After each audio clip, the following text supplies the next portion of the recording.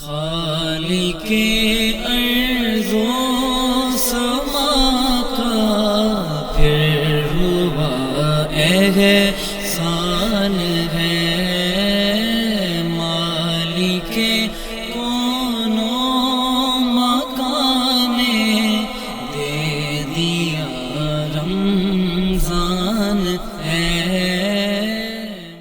نحمدہ ونصلی ونسلم علی رسولہ الکریم، اما بعد فاعوذ باللہ من الشیطان الرجیم، بسم اللہ الرحمن الرحیم۔ قال اللہ تبارک و تعالی فی القرآن المجید والفرقان الحمید، الذین یحملون العرش ومن حولہ یسبحون بحمد ربہم ویؤمنون بہ ویستغفرون للذین آمنوا، صدق اللہ العظیم۔ وقال اللہ تبارک و تعالی فی شان حبیبہ صلی اللہ علیہ وسلم، ان اللہ وملائکتہ یصلون علی النبی یا ایہا الذین آمنوا صلوا علیہ وسلموا تسلیما، اللہم صلی علی سیدنا و مولانا محمد وعلی آل سیدنا و مولانا محمد واصحاب سیدنا و مولانا محمد وبارک وسلم وصلی علیہ، الصلاة والسلام علیکہ یا سیدی یا رحمۃ للعالمین وعلی آلک واصحابک یا سیدی یا خاتم النبیین۔ السلام علیکم ورحمۃ اللہ وبرکاتہ۔ ناظرین، میں ہوں آپ کا میزبان محمد سلیمان شفیق یوسفی اور آپ دیکھ رہے ہیں نگینہ ٹی وی۔ ناظرین، اللہ تبارک و تعالیٰ کا ارشاد گرامی ہے، الذین یحملون العرش ومن حولہ، کہ اللہ کے وہ فرشتے کہ جنہوں نے اللہ کے عرش کو اٹھایا ہوا ہے، ومن حولہ، اور جو اس کے ارد گرد طواف کرتے ہیں، یسبحون بحمد ربہم ویؤمنون بہ، وہ اپنے پروردگار کی تسبیح بیان کرتے ہیں، اس کی حمد بیان کرتے ہیں اور اپنے پروردگار پر ایمان رکھتے ہیں، ویستغفرون للذین آمنوا، اور ایک اور کام وہ یہ کرتے ہیں کہ ایمان والوں کے لیے بخشش کی دعا کرتے ہیں۔ سبحان اللہ، کتنے خوش نصیب ہیں ایمان والے کہ جن کے لیے بخشش کی دعا اللہ کے عرش پہ ہو رہی، اور کتنی خوش بختی ہے کہ اس عظیم مقام پر، خدا کے عرش پر، اور وہ فرشتے کہ جنہوں نے اللہ کے عرش کو اٹھایا ہوا ہے اور جو اس کے ارد گرد طواف کرتے ہیں، وہ مقربین فرشتے اللہ تبارک و تعالیٰ پر اور اس کے نبی پاک علیہ السلام پر ایمان رکھنے والوں کے لیے بخشش کی دعا کرتے ہیں۔ اور دیکھیے ناظرین، اس میں اللہ تبارک و تعالیٰ نے یہ نہیں ارشاد فرمایا کہ جو زندہ ہیں ان کے لیے دعا ہو رہی ہے اور دعا بھی عبادت ہے، ایصال ثواب ہو رہا ہے، اور جو فوت ہو جاتے ہیں ان کے لیے دعا و استغفار نہیں، بلکہ اللہ تعالیٰ نے مطلقاً ارشاد فرما دیا کہ جو ایمان والا ہے اس کے لیے بخشش کی دعا اللہ کے عرش پہ ہو رہی ہے، چاہے وہ زندہ ہے یا دنیا سے چلا گیا ہے، شرط ایک ہی ہے، جو ایمان والا ہے اس کے لیے بخشش کی دعا ہو رہی ہے۔ اور آج کا ہمارا موضوع بھی یہی ہے کہ بخشش کی دعا اور ایصال ثواب آیا صرف زندہ کے لیے ہے یا فوت شدگان کے لیے بھی ایصال ثواب اور بخشش کی دعا کی جا سکتی ہے؟ ان ساری باتوں کو جاننے کے لیے آج ہمارے اسٹوڈیو میں موجود ہیں، میری دائیں جانب تشریف رکھتے ہیں حضرت علامہ مولانا مفتی سید عبدالرؤف شاہ صاحب بخاری دامت برکاتہم العالیہ۔ جی مفتی صاحب، السلام علیکم ورحمۃ اللہ وبرکاتہ۔ وعلیکم السلام ورحمۃ اللہ وبرکاتہ۔ بہت شکریہ، آپ نے آج کے خوبصورت پروگرام میں مجھے بھی حصہ بننے کی سعادت بخشی، اللہ تعالیٰ جزائے خیر عطا فرمائے۔ جی بہت شکریہ۔ اور میری بائیں جانب تشریف فرما ہے مفتی اسلام حضرت علامہ مولانا مفتی صادق فرید سعیدی صاحب۔ جی مفتی صاحب، السلام علیکم ورحمۃ اللہ وبرکاتہ۔ وعلیکم السلام ورحمۃ اللہ وبرکاتہ۔ جی بہت شکریہ مفتی صاحب، آج آپ ہمارے پروگرام میں تشریف لائے۔ جزاک اللہ، اللہ تعالیٰ آپ کو برکتیں دے۔ بہت شکریہ جی۔ جی ناظرین، پروگرام کا آغاز کرتے ہیں، سب سے پہلے سیدزادوں کی طرف جاتے ہیں۔ جی مفتی صاحب، آپ ارشاد فرمائیں کہ اصل میں ایصال ثواب ہے کیا؟ ایصال ثواب کا مفہوم کیا ہے؟ ایصال ثواب کہتے کسے؟ بسم اللہ الرحمن الرحیم۔ والذین جاءوا من بعدهم یقولون ربنا اغفر لنا ولاخواننا الذین سبقونا بالایمان، صدق اللہ العظیم۔ ایصال ثواب اصل میں یہ دو الفاظ کا مجموعہ ہے، جی ایصال اور ثواب۔ ٹھیک ہے مرکب اضافی اس کو اصطلاح میں کہا جاتا ہے۔ جی، دونوں عربی کے الفاظ ہیں۔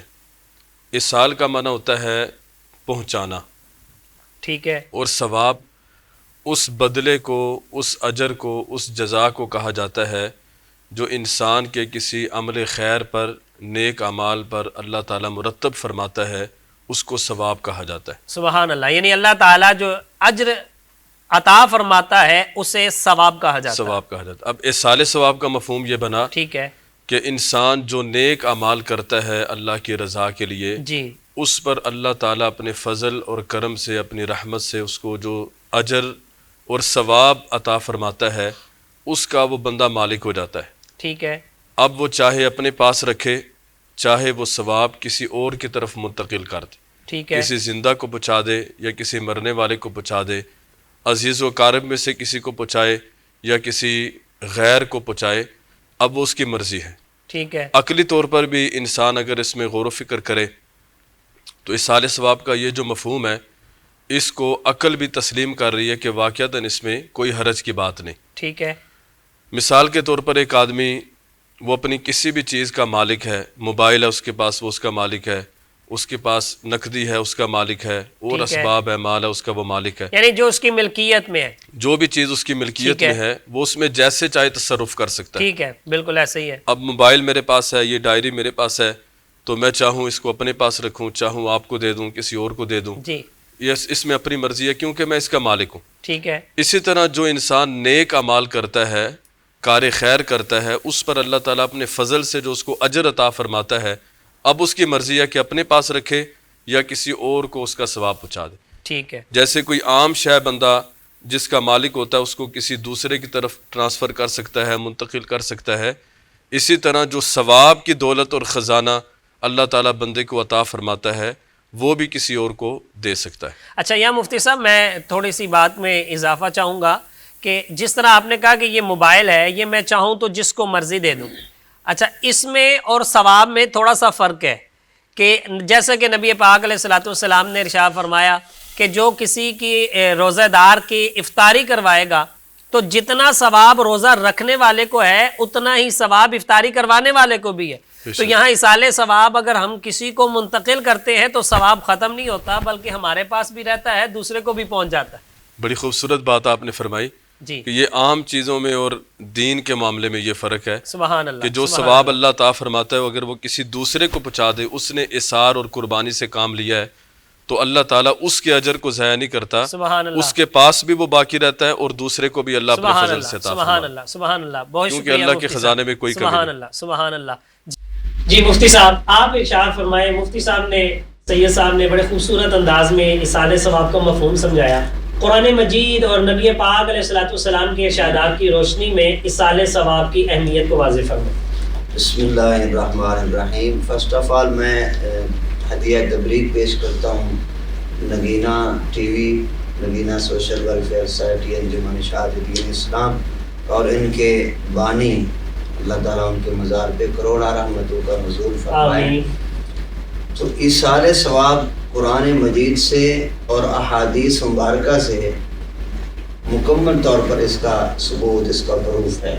ٹھیک ہے، اور میں جہاں تک سمجھتا ہوں وہ یہ کہ اہل اسلام کے جتنے کار خیر کے کام ہیں، ٹھیک ہے، ویلفیئر کے جتنے بھی کام ہیں، اس چیز میں سب سے زیادہ جو چیز مؤثر ہے، جو لوگوں کو تیار کرتی ہے کہ ہم نلکا لگوا دیں، ہم واٹر پلانٹ لگوا دیں، ہم مسجد مدرسہ بنوا دیں، جی، یا جس طرح ابھی کوئی اور معاملات چل رہے ہیں ان کے لیے لوگ کار خیر میں ڈونیشن بہت زیادہ کرتے ہیں. ہمارے اہل اسلام جو ہے، جی، پاکستان جو ہے ڈونیٹ کرنے کے معاملے میں دنیا میں چوتھے نمبر پر ملک آتا ہے. جی، تو یہ جو چیز مؤثر ہے، جو لوگوں کو خدمت کے لیے تیار کرتی ہے، اس میں سب سے زیادہ جو چیز اثر ڈالنے والی لوگوں کو تیار کرتی ہے، تحریک دیتی ہے، وہ ایصال ثواب کا ہی عمل ہے. سبحان اور اللہ. ایصال ثواب کو ماننے کا ہی نتیجہ ہے. سبحان اللہ، سبحان اللہ.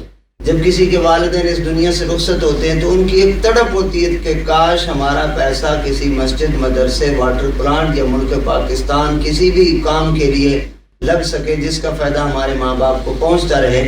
شاید انہوں نے پوری زندگی ایسا کام نہ کیا ہو جو اس وقت کیا جاتا ہے. تو دیکھیے رہی یہ بات کہ قرآن و حدیث سے پھر اس کا ثبوت کیا ہے.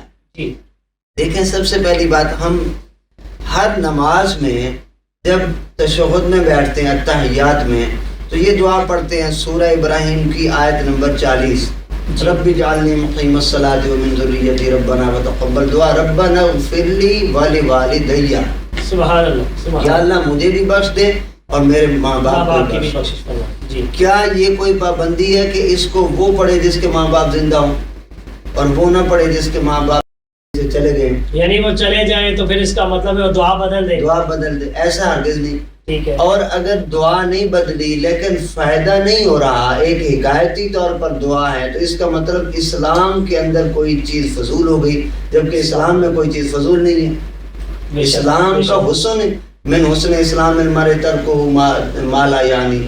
جی جو بالکل. چیز فضول ہو اسلام اس کے چھوڑنے میں ہی تو حسن ہے اس کا. سبحان اللہ. تو اس کا خوبصورتی ہے اس مطلب کا. وہ چیز ٹھیک ہے. بیکار نہیں ہے جی. جو بھیجی جا رہی ہے. تو قرآن مجید کی سورہ ابراہیم کی آیت نمبر 40 سے یہ بات مکمل طور پر واضح ہو جاتی ہے.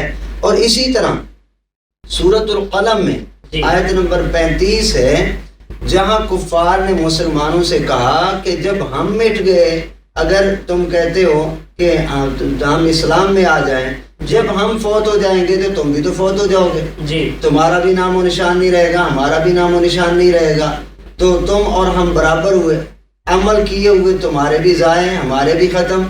تو اللہ رب العزت نے اس سورۃ القلم کی آیت نمبر 35 میں حکم فرمایا افنجعل المسلمین کالمجرمین. جی. کیا ہم مسلمانوں کے ساتھ بھی مجرم والا معاملہ کریں گے کہ ان کے عمل کا ان کے لیے کوئی فائدہ نہیں ہوگا؟ مالکم کیف تحکمون، تمہیں کیا ہو گیا، تم کیسی بات کرتے ہو؟ ایسا ہرگز نہیں، بلکہ کافر کی موت کو قرآن مجید نے فرمایا فکیف اذا توفتہم الملائکۃ یضربون وجوہہم وادبارہم، کہ جب ان کے پاس آتا ہے فرشتہ تو ان کے منہوں پر مکے مارتے ہیں، ان کی پشتوں پر مکے مارتے ہیں اور کہتے ہیں اے خبیث روح خبیث بدن سے نکل جا. اور جب اس کی روح نکلتی ہے تو اس کی حالت کیا ہوتی ہے؟ قرآن مجید ارشاد فرماتا ہے وَالْتَفَّتِ السَّاقُ بِالسَّاقِ، پنڈلی سے پنڈلی مل جاتی ہے اور ہڈیاں ٹوٹتی ہوئی محسوس ہوتی ہیں، اور یہاں آ کے روح اس کی اٹک جاتی ہے، اب نہ باہر جاتی ہے نہ واپس جاتی ہے. جس کو کہا جاتا ہے نزع کا عالم. جی. نزع کی سختی جو ہے، سینکڑوں تلواروں کا درد ایک طرف اور نزع کی ایک سختی کا درد جو ہے وہ ایک طرف ہوتا ہے. میاں صاحب نے فرمایا تھا آگی جان شکنجے اندر جو ویل نہ دے وچ گنا رونو کا ہون روے محمد پھر تینوں میں مننا. یہ والی سختی اور درد ہے، اور یہ کافر کے لیے. قرآن مجید نے اس کی مکمل طور پر وضاحت بیان کی.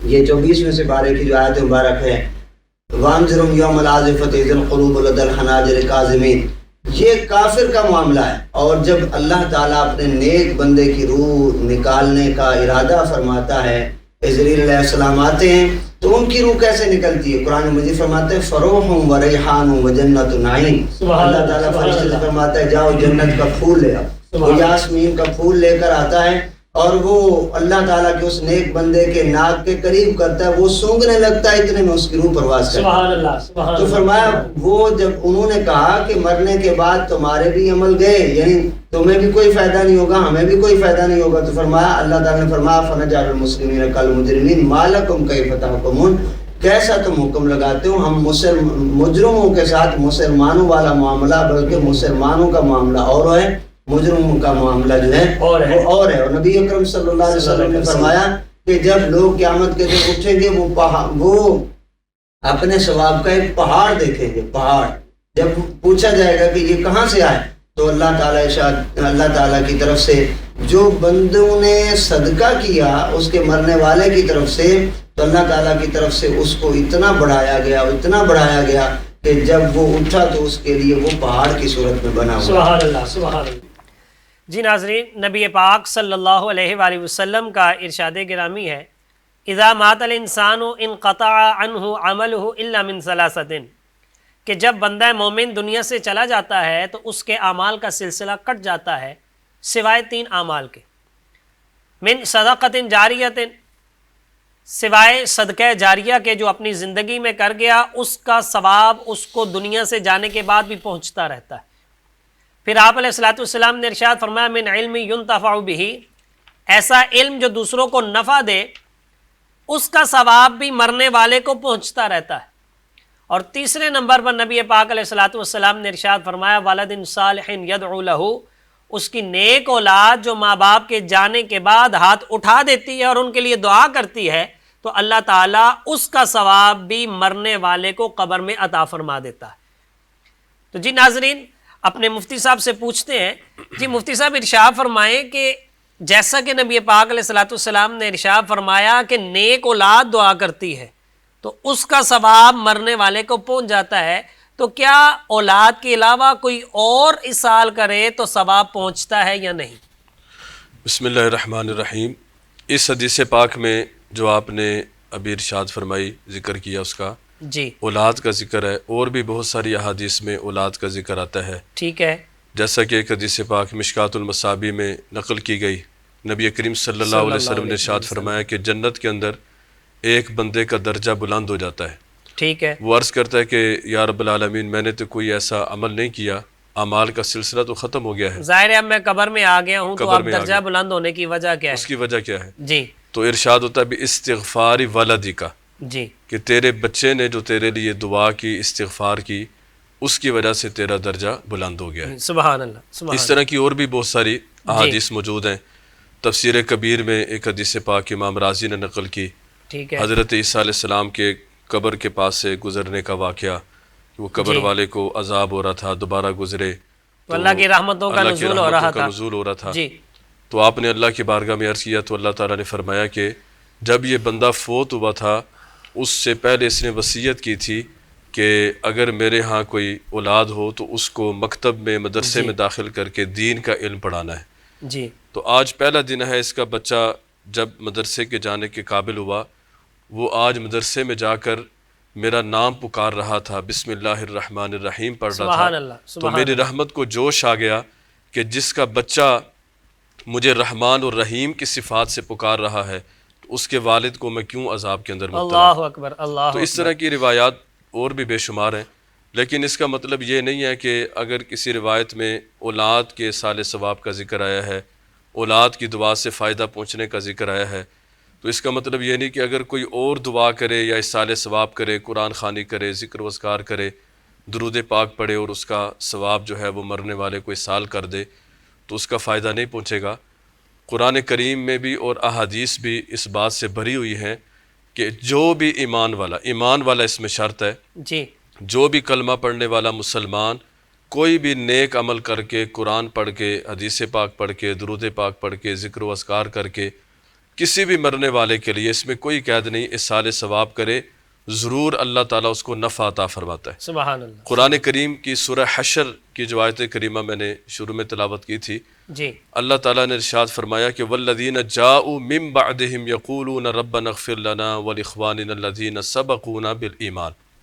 جی پہلے اللہ تعالیٰ نے انصار اور مہاجرین کا تذکرہ کیا، جی اس کے بعد قیامت تک آنے والے جتنے ایمان والے سب کا تذکرہ کیا ہے۔ اب اس میں اولاد کی قید نہیں لگائی، جتنے بھی ایمان والے قیامت تک آنے والے ہیں سب کا اللہ تعالیٰ نے ذکر کیا کہ انصار اور مہاجرین کے بعد جتنے بھی ایمان والے جو قیامت تک آئیں گے ان کا طریقہ کار یہ ہے کہ وہ اپنے رب کے حضور یہ دعا کرتے ہیں، ربنا اغفر لنا ولاخواننا الذین سبقونا بالایمان، کہ اے پروردگار ہماری بھی بخشش کر دے اور جو ایمان والے ایمان کی حالت میں دنیا سے رخصت ہو گئے ان کی بھی بخشش کر دے۔ سبحان اللہ، سبحان اللہ، اس آیت کریمہ سے پتہ چلا کہ ہر ایمان والے کے لیے بخشش کی دعا کی جا سکتی ہے اور اس کو اس کا فائدہ پہنچتا ہے۔ جی اسی طرح حدیث پاک میں بھی اس کا ذکر ہے، بہقی شریف کی حدیث پاک ہے، نبی کریم صلی اللہ علیہ وسلم نے اپنی امت کو مثال دے کے سمجھایا ہے کہ مرنے والا جو ہے اس کو اگر کوئی اصال ثواب کرتا ہے، کوئی دعا کرتا ہے تو کس طرح اس کو فائدہ پہنچتا ہے اور اس کو ہماری دعاؤں کا کس طرح انتظار ہوتا ہے۔ جی حدیث پاک میں آتا ہے، نبی کریم صلی اللہ علیہ وسلم نے ارشاد فرمایا مل میت فی القبر الا کالغریق المتغوث ینتظر دعوة تلحقه من اب او ام او اخ او صدیق فاذا لحقته كان احب الیہ من الدنیا وما فیها وان اللہ تعالی لیدخل على اہل القبور من دعاء اہل الارض امثال الجبال وَأَنَّ هَدْيَةَ الْأَحْيَاءِ إِلَى الْأَمْوَاتِ الْإِسْتِغْفَارُ لَهُمْ۔ سبحان اللہ، سبحان اللہ۔ ارشاد فرمایا کہ قبر کے اندر جو مرنے والا ہوتا ہے اس کی مثال اس فریادی کی طرح ہے جو کسی سمندر کے اندر، دریا کے اندر ڈوب رہا ہو اللہ اکبر، اور وہ فریاد کر رہا ہو۔ فَإِذَا لَحِقَتْهُ، اور فرمایا کہ وہ فریاد کرتا ہے کہ میرا کوئی باپ، کوئی میری ماں، کوئی بھائی، کوئی میرا دوست جو ہے وہ میری مدد کرے۔ جی اسی طرح نبی علیہ الصلوۃ والسلام نے ارشاد فرمایا کہ قبر والا جو ہے وہ اپنے رشتہ داروں کی دعا کا بھی انتظار کرتا ہے، اور صدیق ان کر بھی الفاظ ہیں کہ کوئی دوست بھی اس کے لیے دعا کر دے اس کے بھی انتظار میں ہوتا ہے سبحان کہ اللہ، دنیا کے اندر، زندگی کے اندر جس کے ساتھ اس کا یارانہ تھا، پیار محبت تھی، جس کے دوستی ساتھ تھی، تعلق تھا، ہو سکتا ہے کہ آج وہی میرے لیے دعا کے لیے ہاتھ اٹھا دے۔ جیسے کہتے ہیں نا ڈوبنے والے کو تنکے کا سہارا، بالکل، تو ظاہر ہے اس کی کیفیت بھی ڈوبنے والے کی طرح ہے، اور تو وہ تو انتظار کر رہا ہے کہ کوئی بچا لے اسے۔ اور وہ خوش کتنا ہوتا ہے، فرمایا کہ فَإِذَا لَحِقَتْهُ كَانَ أَحَبَّ إِلَيْهِ مِنَ الدُّنْيَا وَمَا فِيهَا۔ سبحان اللہ، جب وہ سبحان اس کے دوست کا، اس کے ماں باپ کا، اس کے بھائی کا، کسی تعلق والے کا جب اس کو ثواب پہنچتا ہے، وہ اصال ثواب کرتا ہے، دعا پہنچتی ہے، تو فرمایا کہ اس کے لیے اتنی زیادہ خوشی ہوتی ہے کہ دنیا و مافیا کے سارے خزانے اس کو مل جائیں، اس کو اتنی خوشی نہیں ہوگی جتنی دعا حاصل کر کے اس کو خوشی حاصل ہوگی۔ سبحان اللہ، سبحان اللہ۔ تو اس حدیث پاک میں کسی رشتہ دار کی قید نہیں ہے کہ فلاں رشتہ دار یا اولاد ہی دعا کرے تو پھر ہی فائدہ پہنچے گا۔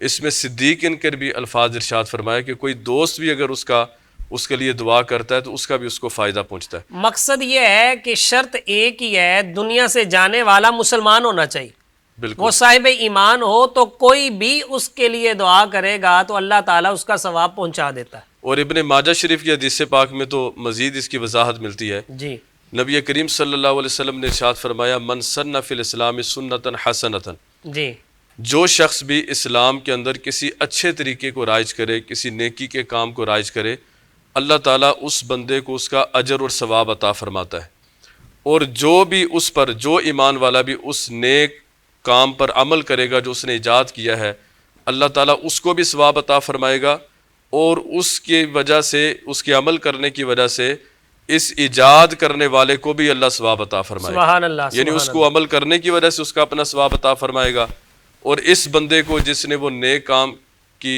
کا آغاز کیا، اس کی ابتدا کی، اللہ تعالیٰ اس کی ابتدا کرنے کی وجہ سے اس کو بھی اجر عطا فرمائے گا۔ سبحان اللہ، سبحان اللہ۔ اب اس سے پتہ چلا کہ وہ نیک عمل کرنے والا، اس کی کوئی اس میں قید نہیں ہے کہ وہ اس کا اولاد ہو، کوئی بھائی ہو، رشتہ دار ہو، کوئی بھی دنیا کا مسلمان اس کے شروع کیے ہوئے اس کام پر اگر عمل کرے گا، اللہ تعالیٰ اس کو بھی اس کا اجر عطا فرمائے۔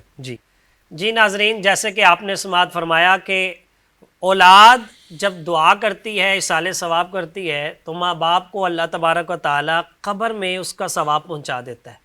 اب جانتے ہیں کہ کیا والدین کی نیکی اولاد کے بھی کام آتی ہے یا نہیں؟ جی مفتی صاحب ارشاد فرمائیں کہ جس طرح مفتی صاحب نے ارشاد فرمایا کہ اولاد اگر کوئی اصال ثواب کرتی ہے، ماں باپ کو فائدہ پہنچتا ہے۔ اگر کسی کے والدین دنیا سے چلے گئے لیکن تھے نیک، تو اولاد کو بھی کوئی فائدہ ہوگا؟ جی دیکھیے، قرآن مجید سورۃ الکہف کی 82 ورس نمبر ہے، جی 82 آیت نمبر ہے۔ اللہ رب العزت نے فرمایا وَأَمَّا الْجِدَارُ فَكَانَ لِغُلَامَيْنِ يَتِيمَيْنِ فِي الْمَدِينَةِ وَكَانَ تَحْتَهُ كَنْزٌ لَهُمَا وَكَانَ أَبُوهُمَا صَالِحًا۔ سبحان اللہ، سبحان اللہ۔ یہ ایک واقعہ بیان ہو رہا ہے حضرت سیدنا موسیٰ علیہ السلام اور حضرت خضر علیہ السلام کا، جی کہ موسیٰ علیہ السلام ساتھ تھے، خضر علیہ السلام آپ نے ایک بستی والوں سے کھانا مانگا تو انہوں نے کھانا دینے سے انکار کر دیا، جی اور جب وہ اس بستی سے باہر نکلے تو دیکھا کہ ایک دیوار جو ہے وہ گرنے والی ہے، گرنے کے قریب ہے۔ خضر علیہ السلام نے ہاتھ کا سہارا دیا تو اس کو پھر سے کھڑا کر دیا، سبحان پھر وہ اپنی جگہ پر قائم دائم اور مضبوط کھڑی ہو گئی۔ جی تو موسیٰ علیہ السلام نے فرمایا کہ انہوں نے تو ہمیں کھانا دینے سے انکار کر دیا، تو آپ اس پر بہتر تھا کہ اس پر کوئی نہ کوئی ہم اجرت ہی ان سے لے لیتے، چلو کھانا ہی کھا لیتے۔ جی کھانے کا اہتمام تو ہو جاتا۔ حضرت خضر علیہ السلام وہ کہنے لگے کہ آپ نے مجھ سے چونکہ سوال کر لیا لہٰذا آپ اب میرے ساتھ نہیں جائیں گے۔ جی تو بعد میں پھر حضرت خضر علیہ السلام نے ان سوالات کے جوابات دیے۔ جی جواب وہ قرآن مجید نے یہاں سورۃ الکہف کی آیت نمبر 82 جو میں نے عرض کیا، جی وہی جواب دیا جا رہا ہے کہ خضر علیہ السلام نے موسیٰ علیہ السلام سے کہا کہ وہ جو دیوار میں نے کھڑی کر دی تھی وہ 2 یتیم بچوں کی دیوار تھی. جی.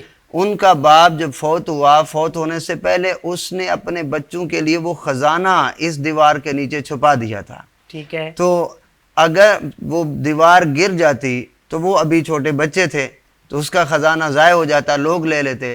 میں نے ان کے خزانے کی حفاظت کے لیے کہ جب تک وہ بڑے نہیں ہوتے تب تک ان کا خزانہ جو ہے محفوظ رہے، جی. میں نے ان کی دیوار کو کھڑا کر دیا. رہا یہ کہ میں نے ان کے ساتھ یہ فائدہ کیوں کیا، یہ نیکی کیوں کی، اس کی وجہ کیا تھی؟ فما وکان ابوہما صالحا، ان کا باپ جس کا نام کاشے تھا، ان کا وہ باپ بہت نیک تھا. باپ کی اس نیکی کی وجہ سے میں نے ان کی اولاد کے لیے اس دیوار کو کھڑا کر دیا. سبحان اللہ، سبحان اللہ. اور اس خزانے کو میں نے محفوظ کر لیا. حضرت محمد بن منقدر رحمۃ اللہ علیہ آپ فرماتے ہیں کہ اگر کوئی نیک شخص اس دنیا میں چلا جائے تو اس کی نیکی کا فائدہ اس کی اولاد، اس کے عزیز رشتہ دار اقربا کو بھی ہوتا ہے، بلکہ اللہ تعالیٰ اس کے فیض سے اہل محلہ کی بھی حفاظت فرماتا ہے. سبحان اللہ. اس کی نیکی کا فائدہ ان تک بھی پہنچتا رہتا سبحان ہے. اللہ. تو گویا قرآن مجید کی اس آیت سے یہ بات واضح ہو گئی، بلکہ قرآن مجید نے تو اس کی یہاں تک ہی آگے وضاحت فرمائی ہے کہ وہ جو نیک لوگ ہوں گے ان کی اولاد کو الحقنا بہم ذریتہم، کہ ان کی اولاد کو بھی ہم جنت میں ان کے ساتھ ہی ملا دیں گے. سبحان اللہ. ان کی نیکی کا فائدہ ان کو بھی پہنچے گا. سبحان اللہ. تو قرآن مجید نے اس نظریے کی مکمل طور پر وضاحت فرمائی ہے. جی جی جی. ناظرین، مفتی صاحب نے بڑے خوبصورت انداز میں وضاحت فرمائی کہ اولاد کی نیکی کا ثواب بھی والدین کو پہنچتا ہے اور فائدہ ہوتا ہے، اور والدین کی نیکی کا جو فائدہ ہے وہ اولاد کو بھی ہوتا ہے. اب جاننا چاہیں گے ہم اپنے مفتیان کرام سے کہ ارشاد فرمائے، ہمارے ہاں جب کوئی بندہ دنیا سے چلا جاتا ہے اس کے بعد جو ہے وہ قل شریف کا اہتمام کیا جاتا ہے، 7ویں کا اہتمام کیا جاتا ہے، 40واں کیا جاتا ہے، مختلف صورتیں ہیں. تو آیا یہ جو اہتمام ہے، جو کھانا پکایا جاتا ہے، جو تبرکات تقسیم کیے جاتے ہیں، آیا یہ میت کے مال میں سے ایصال ثواب ہوتا ہے یا اس کا اہتمام کوئی دیگر اولاد جو ہے یا عزیز و اقارب کے مال سے کرنا چاہیے؟ جی مفتی صاحب ارشاد فرمائیں کہ یہ جو ایصال ثواب ہے کیا میت کے مال میں سے کرنا جائز ہے؟ سب سے بنیادی بات تو یہ ہے کہ جب انسان اس دنیا سے رخصت ہوتا ہے، فوت ہوتا ہے، جی، تو پھر اس کا مال اس کا نہیں رہتا. ٹھیک ہے. وہ پھر ترکہ بن جاتا ہے، آگے ورثاء کا ہو جاتا ہے. ٹھیک ہے، وہ وراثت بن جاتی ہے. وہ وراثت بن جاتی ہے. میت کے اپنے صرف اس مال سے 3 حقوق ہوتے ہیں جو 3 کام کیے جا سکتے ہیں جو میت کے متعلق. جی جی. ان میں سے پہلا کام اس کی تجہیز و تکفین اور اس کی تدفین جو ہے اس پر کفن دفن کا اہتمام کرنا. کفن دفن کا اہتمام. جی.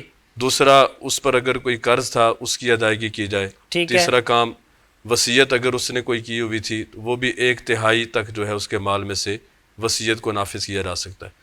جی مفتی صاحب، ابھی آپ نے ارشاد فرمایا کہ جو وراثت کا مال ہے اس سے تجہیز و تکفین ہوگی اور اس کا قرض ادا کیا جائے گا، تو وصیت کی طرح قرض بھی 1/3 مال میں ہی پورا کیا جائے گا یا قرض کل مال سے پورا کیا جائے گا؟ قرض اس کا کل مال سے پورا کیا جائے گا. اچھا، اگرچہ اس کا کل مال قرض کی ادائیگی میں ہی ختم ہو جائے تو اس کا مطلب ہے پھر وراثت نہیں بنے گی، کل مال جو ہے وہ قرض کی ادائیگی میں چلا جائے گا. ظاہر ہے جب اس کا جو قرض اس کے ذمے ہے وہ سب سے بنیادی چیز ہے جو اس پر ایک وزن ہے. ٹھیک ہے. تو جو اس نے اپنا کمایا ہوا مال ہے وہ اس کے اوپر جو اپنا وزن ہے اس کا اتارنا سب سے ایک بنیادی چیز ہے. ٹھیک ہو گیا، لیکن وصیت 1/3 میں جاری ہوگی. وصیت 1/3 میں جاری. جی. اب باقی رہی بات ایصال ثواب کی، اس کے لیے اہتمام کرنا، کوئی صدقہ و خیرات کرنا.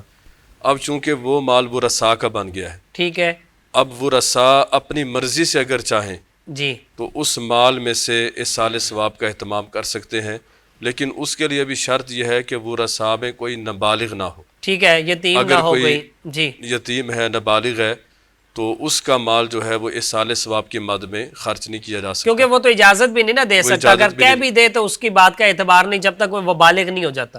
اگر اس کا وہ مال خرچ کریں گے تو وہ قرآن کریم کی وہ آیت کریمہ جس میں فرمایا کہ ان الذین یأکلون اموال الیتامی ظلما انما یأکلون فی بطونہم نارا، اس کے مصداق بن جائیں گے. ٹھیک ہے.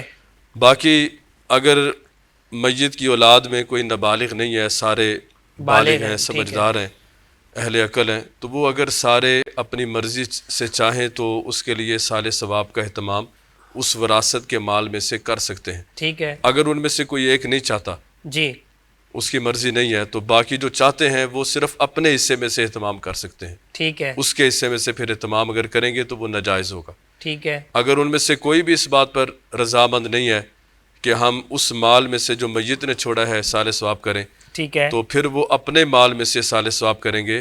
اب وہ میت کا جو چھوڑا ہوا مال ہے اس میں سے سال ثواب کرنا ان کے لیے جائز نہیں ہوگا۔ ٹھیک ہے جی مفتی صاحب، آپ سے یہ میں پوچھنا چاہوں گا کہ اب اصال ثواب ہمارے ہاں کئی صورتیں ہوتی ہیں، ختم شریف پڑھا جاتا ہے اور اس کے لیے کھانا سامنے رکھا جاتا ہے، آیا کہ یہ کھانا سامنے رکھنا ضروری ہے کہ کھانا سامنے رکھے بغیر بھی اصال ثواب ہو جاتا ہے؟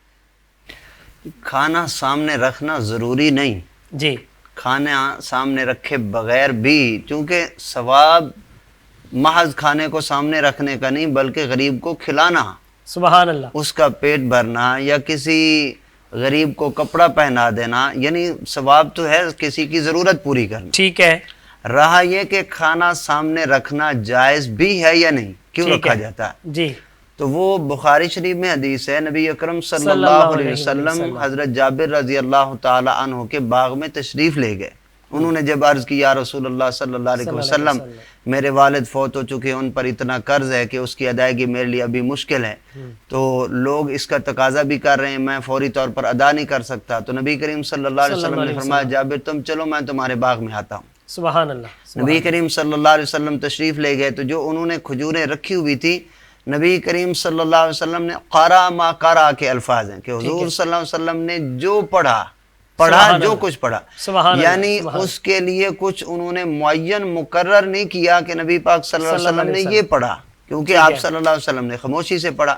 ٹھیک ہے اب جب پڑھنے والی چیزوں میں ہم دیکھیں گے تو جو سب سے زیادہ پڑھی جانے والی چیز ہے بابرکت ہے وہ قرآن مجید ہے۔ سبحان اللہ، لہٰذا اگر کوئی چیز سامنے رکھ کے اس پر قرآن مجید کی تلاوت کی جائے، پھر وہی غربا کو کھلایا جائے، کسی کا پیٹ بھرے، تو وہ بھی نبی اکرم صلی اللہ علیہ وسلم کی اسی سنت سے ثابت ہے جس طرح نبی پاک صلی اللہ علیہ وسلم نے کھجوروں کے اوپر پڑھا۔ سبحان اللہ، تو لہٰذا اگر سامنے رکھ لیا جائے ٹھیک ہے، قرآن مجید پڑھا جائے تاکہ وہ سنت بھی پوری ہو جائے اور ایصال ثواب کا عمل جو ہے وہ بھی مکمل ہو جائے۔ جی مفتی صاحب، یہیں میں آپ سے ایک سوال پوچھنا چاہوں گا۔ ابھی آپ نے تذکرہ کیا کہ کھانا سامنے پڑا ہو تو اصل مقصد ثواب جو ہے وہ غربا کو کھلانے میں ہے، لیکن ہمارے ہاں جو دیکھا گیا ہے کل شریف ہوتا ہے یا کوئی بھی اصال ثواب کے لیے محفل پاک کا انعقاد کیا جاتا ہے تو امیر غریب سب ہی وہاں شریک ہوتے ہیں، تو میت کے خصوصی طور پر کل شریف کے وقت جو کھانا پیش کیا جاتا ہے اس کے بارے میں، امیر لوگوں کے کھانے کے بارے میں شریعت مطہرہ میں کیا حکم ہے؟ کیا وہ صرف غربا کو کھلایا جا سکتا ہے یا امیر لوگ بھی اس سے کھا سکتے؟ پہلی بات تو اس میں یہ ہے کہ صرف امیروں کو چن چن کر ہی نہیں بلانا چاہیے، کیونکہ سب سے بری محفل وہ ہے جس میں کوئی غریب کھانے والا نہ ہو۔ یہاں بلانے کا اہتمام تو نہیں، یہاں تو سارے پھر مشترکہ طور پر اکٹھے ہوتے ہیں۔ وہی بات میں عرض کر رہا ہوں، اہتمام اس چیز کا کرنا چاہیے کہ غربا اس میں شامل ہوں۔ ٹھیک ہے، رہا یہ کہ ایصال ثواب کی محفل میں یا جب کوئی بندہ فوت ہوا تو اس کے لیے آئے ہوئے جو لوگ ہیں، جی میت والوں کے گھر سے ان کے لیے کھانا دینا یا عمرہ کا کھانا، یہ کیسا ہے؟ جی پہلی بات یہ ہے کہ عمرہ کو اس کھانے سے ہرگز نہیں کھانا چاہیے، ٹھیک ہے، امیر لوگ نہ کھائیں، شرن منع ہے، ٹھیک ہے، ٹھیک، صدقے کے طور پر وہ کھلایا جا رہا ہے تو امیر جو ہیں وہ اس چیز کے مستحق نہیں ہیں۔ اب اس میں پرابلم یہ ہے، معاشرے میں جب ہم باہر نکل کے دیکھتے ہیں کہ جب میت والوں کے گھر، فرض کریں فوتگی ہوئی ہے لاہور میں، تو کوئی شیخ پورہ سے آیا ہوا ہے، کوئی گجرانہ سے آیا ہوا ہے، کوئی کہیں سے کوئی کہیں سے، تو وہ جو باہر سے لوگ آئے ہوئے ہیں، کیا ہم انہیں عصر کے وقت کھانا دیتے ہوئے یہ کہہ سکتے ہیں کہ جو عمرہ ہیں وہ ہوٹل پہ چلے جائیں، باقیوں کو ہم کھلا دیتے ہیں؟ ایسا امتیاز تو ہو نہیں سکتا، اخلاقی طور پر بھی اس کے لیے منع ہے۔ تو اس کے لیے جو ہمارے اعلیٰ حضرت مجدد دین و ملت امام عاشقاں امام احمد رضا خان فاضل بریلوی رحمۃ اللہ علیہ، آپ نے لکھا ہے کہ ایسا کیا جائے کہ اس کھانے کو میلاد کا نام دے دیا جائے، ٹھیک ہے، میلاد کے طور پر، میلاد کے نام پر پکایا جائے، خیرات کے نام پر پکایا جائے، تاکہ وہ سبھی کے لیے کھانا جائز ہو جائے اور پھر اس کا اس میلاد کا ثواب جو ہے وہ مرنے والے کی روح کو اصال ثواب کر دیا جائے، تاکہ اس میں یہ امتیاز جو ہے عمرہ اور غربا والا معاملہ جو ہے یہ بھی حل ہو جائے۔ سبحان اللہ، سبحان اللہ۔ جی مفتی صاحب ارشاد فرمائیں کہ ہم اصال ثواب کرتے ہیں لاہور میں، اور بندہ جو فوت ہوا ہے اور اس کو دفن کیا گیا ہے کشمیر میں، تو یہاں کا ثواب وہاں کیسے پہنچتا ہے؟ بسم اللہ الرحمن الرحیم۔ یہ سوال تو اس موجودہ جدید دور کے اندر کوئی اتنی اہمیت نہیں رکھتا۔ جی اس کی وجہ یہ ہے کہ اب ہر بندے کے پاس موبائل ہے۔ جی اب صرف ثواب پہنچنے والی بات جو ہے وہ تو ہے ہی، اب آواز بھی پہنچ رہی ہے، تصویر بھی پہنچ رہی ہے، سبحان اللہ، سارا کچھ، کوئی کتاب آپ بھیجنا چاہتے ہیں وہ بھی پہنچ رہی ہے۔ ٹھیک ہے، تو یہ سائنسی جو ایجادات ہیں اس کے ذریعے اگر انسان اس کمال تک پہنچ سکتا ہے کہ وہ اپنی آواز، اپنی تصویر، اپنی کتاب، اپنی تحریر ایک ملک سے دوسرے ملک کی طرف، ایک شہر سے دوسرے شہر میں اگر چاہے تو وہ پہنچا سکتا ہے، تو جو اللہ تعالیٰ تمام قدرتوں اور طاقتوں کا مالک ہے، سبحان اللہ، اس سبحان کی اللہ، جو قوت اور طاقت ہے، اس کا جو نظام ہے جس کو بندہ سمجھ بھی نہیں سکتا، سبحان اللہ، تو اللہ تعالیٰ کے حوالے سے تعجب کرنا کہ کیسے پہنچتا ہے۔ نبی کریم صلی اللہ علیہ وسلم نے ایک حدیث پاک میں اس حوالے سے اپنی امت کی پوری رہنمائی فرمائی ہے کہ ثواب کیسے پہنچتا ہے۔ جی شرح صدور میں امام جلال الدین سیوطی علیہ رحمہ نے اس حدیث پاک کو نقل کیا، مجمع الزوائد میں بھی نقل کی گئی اور طبرانی شریف میں بھی اس کو نقل کیا گیا۔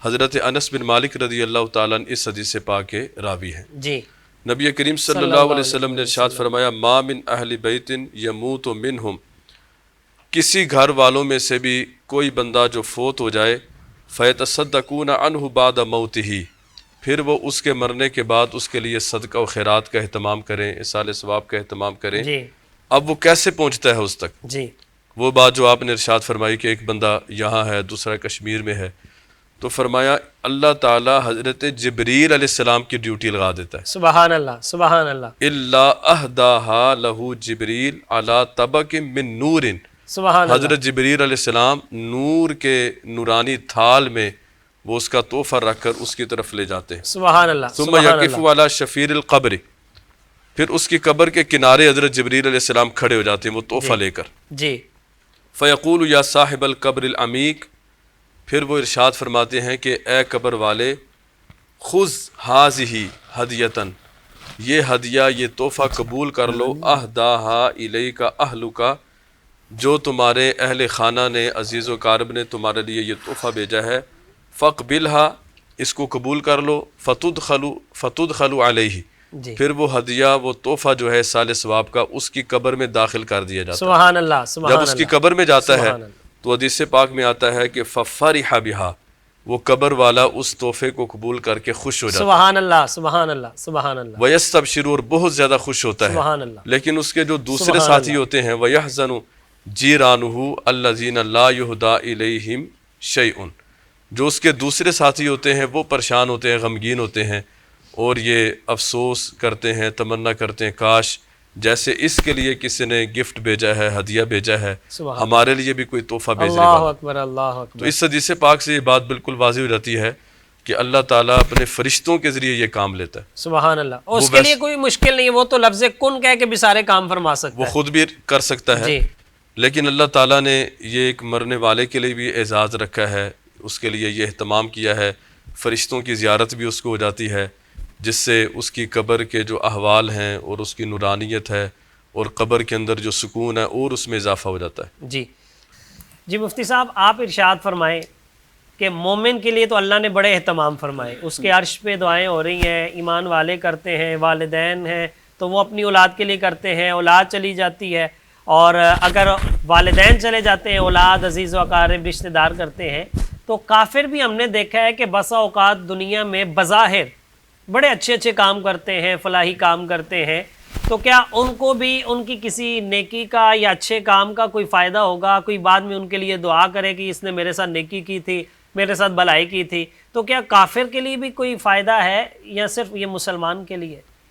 اس کے لیے پہلی بات تو یہ ضروری ہے کہ ہم یہ سمجھتے ہیں ثواب دینے والی ذات اللہ تعالیٰ کی جی ذات، جس نے عمل کو قبول کرنا ہے جی اور اس پر ثواب عطا فرمانا ہے، وہ اللہ تعالیٰ کی ذات ہے۔ تو جو اللہ تعالیٰ کو نہ مانتا ہو تو لا محالہ جس نے عمل پر اجرت دینی ہے، جب اس کو نہیں مانتا، جی اس نے پہلی بات یہی رکھی ہوئی ہے کہ وہ مجھے مانے، ٹھیک ہے، اور نبی اکرم صلی اللہ علیہ وسلم کے تشریف لانے کے بعد آپ صلی اللہ علیہ وسلم کے کلمہ کو ماننا یہ بھی اللہ تعالیٰ کی طرف سے شرط ہے۔ جی جب وہ اس شرط پر پورا نہیں اتر رہا تو وہ اس کے لیے اس کو مشروط اس کا اجر جو ہے وہ بھی کبھی نہیں ملے گا۔ ٹھیک ہے، یہ ایسے سمجھ لیں کہ عقیدہ جو ہے اللہ تعالیٰ اور اس کے رسول صلی اللہ علیہ وسلم کو ماننے کا عمل جو ہے، یہ نظریہ، یہ جڑ ہے، اور ثواب اس جڑ پر، اس درخت پر لگنے والا ایک پھل ہے، پھل ہے۔ ٹھیک جب ہے، جڑ نہیں ہے تو پھل بھی نہیں ہوگا۔ جی اور قرآن مجید کی اس پر آیت دیکھیں، سورہ نور کی آیت نمبر 39 ہے، 39 ورس نمبر، اللہ رب العزت نے ارشاد فرمایا والذین کفروا اعمالہم، جی وہ عمل کے جو کافر کرتے ہیں، جی فرمایا کسراب بقیع، وہ اس طرح ہے جس طرح دھوپ میں پڑی ہوئی ریت ہو، ریتا ہو، دور سے دھوپ میں پڑا ہوا ہو، اور یہ شخص جو ہے یحسبہ الظمآن ماء، اس کو پانی سمجھ کر، خود پیاسا ہے، پانی سمجھ کر اس کی طرف دوڑتا ہے، یعنی اور سراب ہے وہ یہی چاہتا ہے کہ ٹھیک ہے، مجھے پانی ملے، پیاس کی وجہ سے وہ جب دوڑ کے جاتا ہے، فرمایا اب وہ جب دوڑ کے گیا وہاں حتی اذا جاؤ لم یجدوا شیئا، وہاں پر اس کے لیے کچھ بھی نہیں ملے گا، وہ پانی نہیں تھا جس کو وہ پانی سمجھ کے آیا تھا، وہ تو ریت تھی۔ اللہ تو یہی کوئی سمجھ کر دنیا میں وہ ویلفیئر کے کام کرے گا، سب کچھ کرے گا، اور یہی سمجھے گا کہ مجھے شاید اس وقت جب پیاسے ہوں گے مجھے اس وقت یہ مل جائے گا پانی کی صورت میں، میری ضرورت پوری کرے گا، فرمایا اس وقت یہ اس کے لیے ریت ہوگا۔ یہ کیوں کہ اللہ رب العزت کو اور نبی کریم صلی اللہ علیہ وسلم کو نہ مانا۔ اس پر دیکھیں حضرت سیدنا عمر فاروق رضی اللہ تعالیٰ عنہ ایک مرتبہ سفر کرتے ہوئے جا رہے تھے، راستے میں آپ نے دیکھا کہ ایک شخص عبادت کر رہا ہے لیکن وہ مسلمان نہیں ہے، بہت بڑا اپنے طور پر ان کے مذہب کا راہب ہے۔ تو سیدنا عمر فاروق رضی اللہ تعالیٰ عنہ نے جب انہیں دیکھا کہ اس کے چہرے پر گوشت نہیں ہے، ہڈیاں ہی ہڈیاں ہیں، ہڈیوں کا ڈھانچہ بنا ہوا ہے، اور آپ نے جب اس کی طرف دیکھا اور اس سے پوچھا کہ یہ تمہارا کیا حال ہوا ہے، اس نے کہا کہ میں راتوں کو عبادت کرتا ہوں، دن کو روزے رکھتا ہوں، یہی وجہ ہے کہ میں اتنا کمزور ہوں۔ آپ کی آنکھوں سے آنسو آ گئے، آپ نے فرمایا کاش اس ساری محنت سے پہلے تو کلمہ پڑھ لیتا۔ اللہ اکبر۔ اب دیکھیے یہ تو ہے کافر کا عمل، جتنی بڑی ویلفیئر سوسائٹی ہوں، ان کے ہاسپٹلز ہوں، ان کے جتنے خیراتی ادارے ہوں، وہ سارے کے سارے قرآن مجید فرماتا ہے کہ وہ ریت کی طرح ہوں گے۔ اور مومن کے لیے فرمایا سورۃ الاعراف کی آیت نمبر، یہ جو 8ویں سپارے میں ہے، اس کی 8 نمبر آیت ہی ہے، والوزن یومئذ الحق، کہ قیامت میں وزن جو ہے وہ حق ہی ہوگا۔ اس کی تفسیر میں سید نعیم الدین مراد آبادی رحمۃ اللہ علیہ کی جو تفسیر ہے، اعلیٰ حضرت رحمۃ اللہ علیہ کے کنز الایمان پر جو حاشیہ ہے، اس میں انہوں نے لکھا کہ علامہ ابن جوزی رحمۃ اللہ علیہ نے ایک حدیث نقل کی ہے کہ داؤد علیہ السلام نے اللہ تعالیٰ کی بارگاہ میں عرض کی، یا اللہ جس ترازو میں ہمارے عمل تلیں گے وہ ترازو تو مجھے دکھا دے۔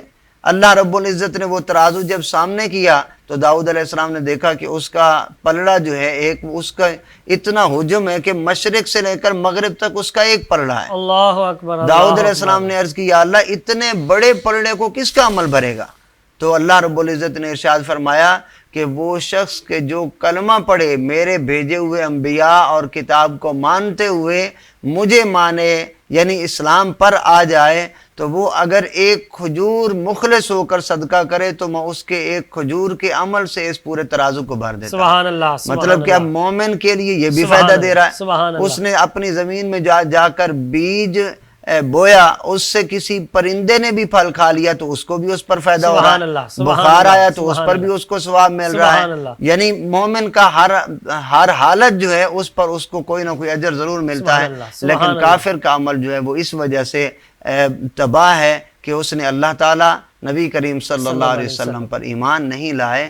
اس کے لیے ضروری یہ ہے کہ اللہ تعالیٰ اور اس کے رسول صلی اللہ علیہ وسلم کو مانا جائے اور پھر عمل کیا جائے۔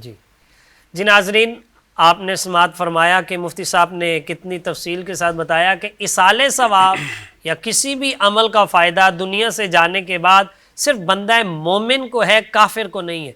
یہاں میں ایک حدیث شریف عرض کرتا جاؤں. نبی پاک صاحب لولاق صلی اللہ علیہ وآلہ وسلم کی بارگاہ بے کس پناہ میں ایک صحابی حاضر ہوئے اور عرض کرنے لگے یا رسول اللہ صلی اللہ علیہ وسلم میرا باپ دنیا سے چلا گیا اور اس نے جاتے ہوئے یہ وصیت کی ہے کہ میری طرف سے 100 غلام آزاد کرنے.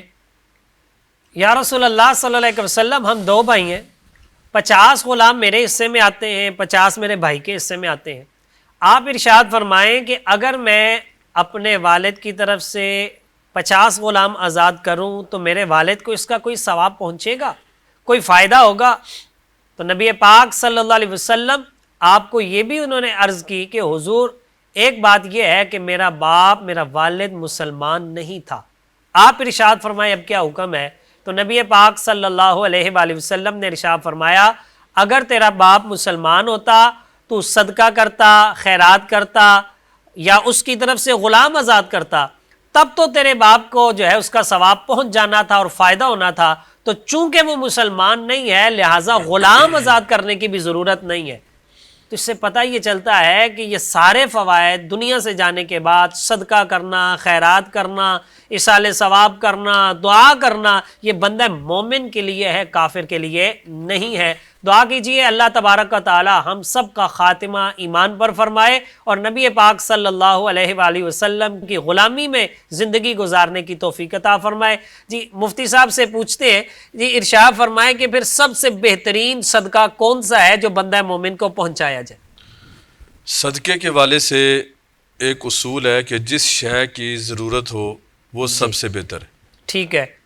قوم کو وقت میں حالات جس طرح کے چل رہے ہوں, ٹھیک ہے, اور غربا فقراء جس کیفیت سے گزر رہے ہوں ان کے لیے جو چیز ضروری ہے, ایک فقیر کے پاس لباس نہیں ہے, ٹھیک ہے, تو اب اس کے لیے لباس کا صدقہ سب سے افضل ہے. سبحان اللہ, سبحان اللہ. ایک علاقہ ہے وہاں پر پانی نہیں ہے, ٹھیک ہے, تو وہاں پر ان کے لیے پانی کا بندوبست کرنا یہ سب سے زیادہ بہتر ہے کیونکہ ان کو اس چیز کی ضرورت ہے. ٹھیک ہے.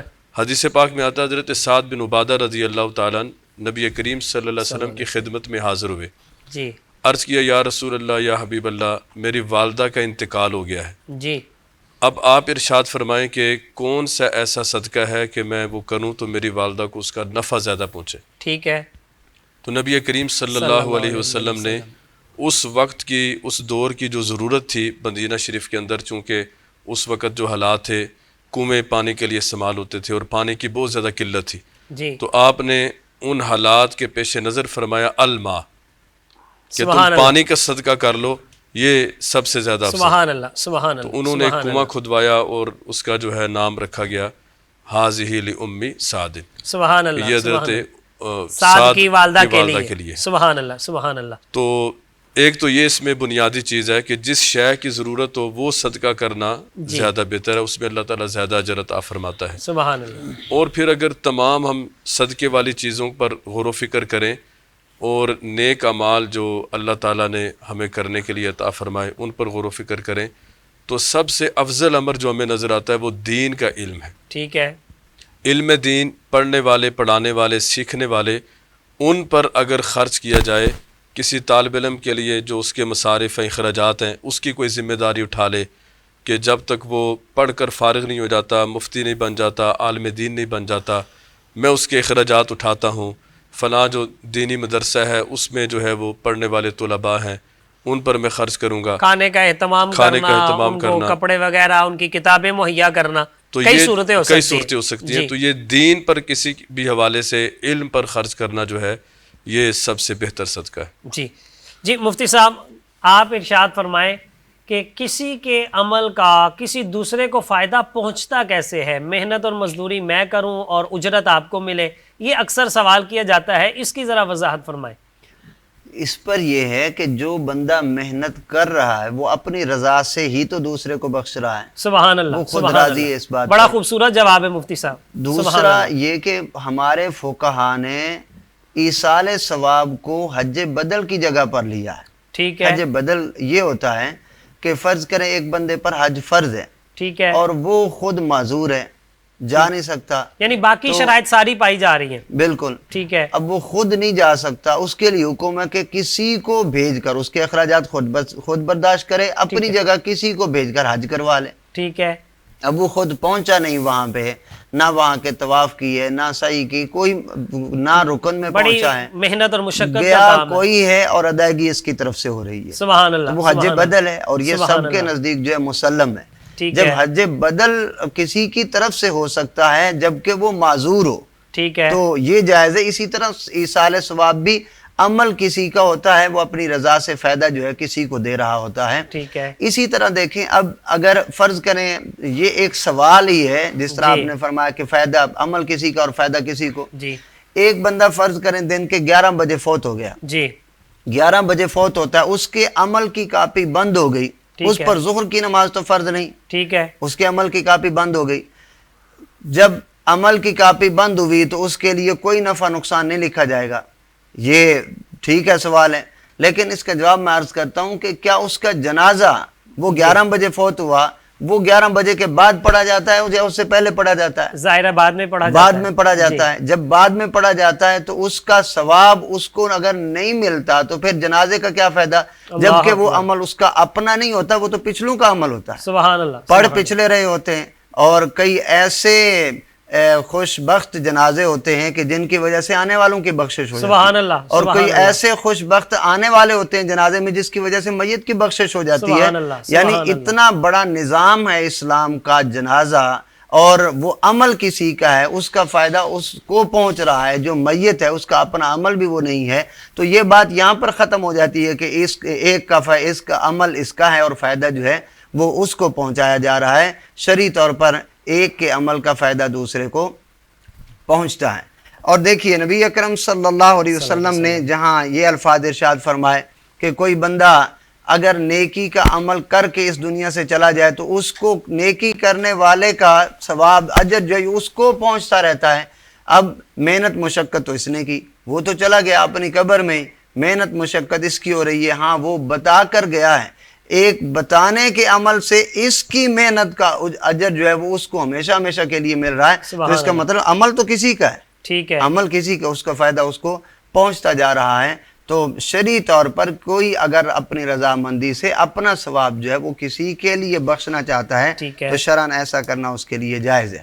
ایک دوسرا سوال جو ہمارے اوپر آتا ہے وہ یہ ہے کہ قرآن مجید کی آیت ہے وَأَنفِقُوا مِمَّا رَزَقْنَاكُم مِّن قَبْلِ أَن يَأْتِيَ أَحَدَكُمُ الْمَوْتُ، موت آنے سے پہلے پہلے جو تم خرچ کرنا چاہتے ہو وہ کر لو، یہ آیت ہے۔